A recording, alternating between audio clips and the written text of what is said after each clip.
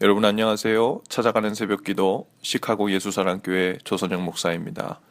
오늘도 어김없이 찾아오시는 주님의 은혜와 평강이 저 여러분의 삶에 종일 풍성하기를 기도합니다. 찾아가는 새벽기도는 기쁨의 언덕으로라는 연합감리교회 말씀 묵상집을 본문으로 사용하고 있습니다.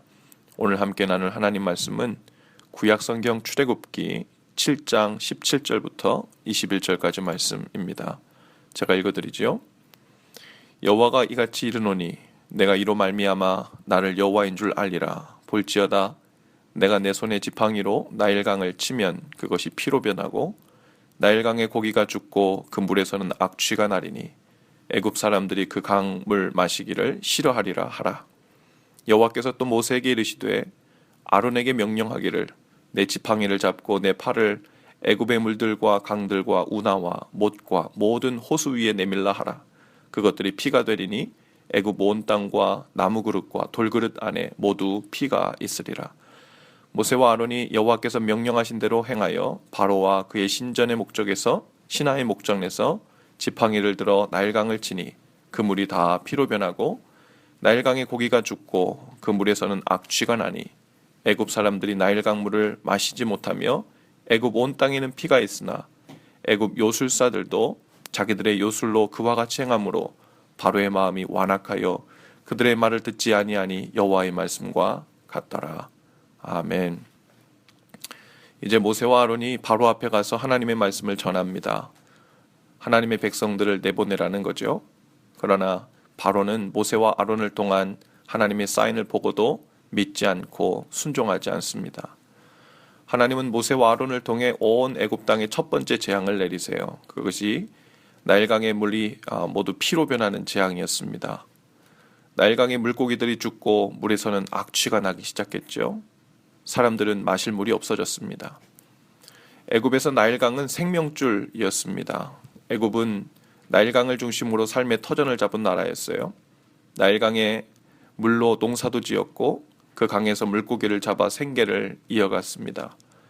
무엇보다 나일강물은 모든 백성들의 생수였지요. 다시 말해 나일강은 애굽 사람들에게는 없어서는 안 될 생명줄과 같은 강이었죠. 하나님께서는 첫 번째 재앙으로 애굽의 생명줄에 문제가 생기게 하신 거죠. 또한 물이 피로 변했다고 했는데요. 피가 흐른다는 것은 곧 죽음을 의미합니다. 즉 하나님의 말씀에 순종하지 않는 일은 곧 생명에서 멀어지고 죽음과 가까운 길을 선택하고 있다는 경고입니다. 그러나 바로는 자기의 요술사들도 그러한 일을 행하는 것을 보고 마음이 완악해져서 그 말을 듣지 않았다고 했습니다. 아마도 요술사들이 바로 앞에서 행한 것은 아주 작은 눈속임이었을 것입니다. 이미 나일강의 모든 물은 피로 변한 상태였기 때문입니다. 어쩌면 물 한 동이를 떠다 놓고 그것을 핏빛으로 보이게 되는 눈속임 정도였을 것입니다. 그런데 사실 가장 큰 문제는 바로의 마음이었습니다. 요술사들이 행한 것이 얼마나 미미한 것인지 믿을 만한 것인지 바로에게는 더 이상 문제가 되지 않았습니다. 이미 객관성을 잃어버렸고 그 마음은 완악하게 치우쳐져서 조그만 변명거리만 있어도 그것을 근거로 하나님의 말씀을 무시하고 순종하지 않기로 마음먹은 것입니다. 요술사들의 그 요술은 실제로 놀라운 사실과 같은 그런 일이었다기보다는 바로가 하나님의 말씀을 듣지 않으려고 하는 하나의 작은 구실을 제공한 것에 불과했죠. 이렇게 하나님께서 애굽에 내린 첫 번째 재앙은 피 재앙이었습니다. 그러나 그것보다 훨씬 더 큰 근원적이고 큰 재앙이 있었는데요. 바로 바로 왕의 마음이 완악한 상태로 머물러 있는 일이었습니다. 성경의 표현에 따르면 하나님께서 바로의 마음을 완악해 하사라는 표현이 나오는데요. 그것은 하나님께서 바로가 하나님을 향해 순종하려는 마음이 있었음에도 불구하고 그 마음을 막아서 순종하지 못하도록 했다라는 표현이 아닙니다. 만일 그런 표현이라면 어찌 하나님이 바로에게 그 책임을 물으시겠습니까? 이 말씀은 바로가 그 마음을 완악하게 하고 마음을 굳게 하고 하나님의 말씀을 무시하고 순종하지 않고 있었으나 하나님께서는 그 마음을 그 완악한 채로 내버려 두셨다는 표현으로 이해하고 있습니다. 우리의 삶에 있어서도 가장 큰 재앙은 생명을 잃어가고 죽음이 가까워지는 증상들이 아닙니다. 때로는 우리에게도 질병에 걸려서 생명에서 멀어지고 죽음의 그림자가 드리우는 그런 인생의 때를 맞을 때가 있습니다. 때로는 재정적인 어려움으로 인하여, 때로는 관계의 깨어짐으로 인하여 생명에서 멀어지고 사망의 골짜기를 걷는 것 같은 고난과 고통의 때를 맞을 때도 있습니다. 그러나 우리에게 가장 큰 고통은, 그리고 가장 큰 고난과 재앙은 하나님께서 우리의 삐뚤어지고 왜곡된 마음을 그대로 내버려 두실 때입니다. 그것이야말로 재앙 중에 재앙이죠.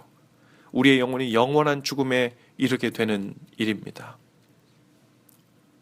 오늘 우리의 마음이 성령님을 통해 주시는 주님의 말씀에 어떻게 반응하고 있는지를 살피실 수 있기를 바랍니다. 만일 주님의 말씀에 왜곡되고 삐뚤어진 마음으로, 굳어진 마음으로, 혹은 무감각한 마음으로 살고 있다면 그것이야말로 재앙 중에 재앙 속에서 살고 있는 것입니다. 주님께 엎드려 은혜를 구하실 수 있기를 바랍니다. 불쌍히 여겨주셔서 우리의 마음이 죄와 어둠으로 얼룩졌을 때 우리를 거기에서 꺼내주시고 돌이키게 하시고 다시 주님께서 주신 부드럽고 순종하는 마음으로 바뀔 수 있도록 은혜 주시기를 구하는 것입니다. 그것이 주님께 구해야 할 첫 번째 그리고 가장 중요한 은혜 중에 은혜가 되어야 합니다. 오늘 하루 사시는 동안 주님께서 성령을 통해 저와 여러분의 마음을 만져주시고 지켜주시기를 기도합니다. 아멘. 함께 기도하십시다. 주님, 오늘 바로의 마음이 완악해 된 것을 봅니다.